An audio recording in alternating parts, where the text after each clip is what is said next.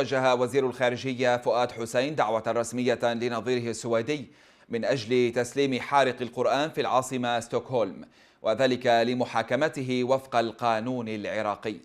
الخارجية قالت في بيان لها إن حسين ناقش هاتفيا مع نظيره السويدي تداعيات حرق القرآن الكريم والإساءة له، وأعرب عن إدانة واستنكار العراق الشديدين لهذا العمل الشنيع الذي يمثل إهانة بالغة للمقدسات الدينية.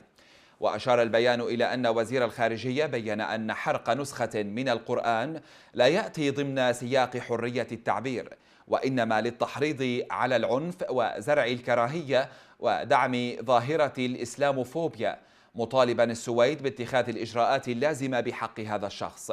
بدوره أكد وزير الخارجية السويدي أن حكومة بلاده ترفض بشدة مثل هذه الأعمال المعادية للإسلام، مبينا أنها لا تدعم أو تتغاضى بأي حال عن الآراء المعادية للإسلام التي عبر عنها الشخص المعني خلال هذه الواقعة.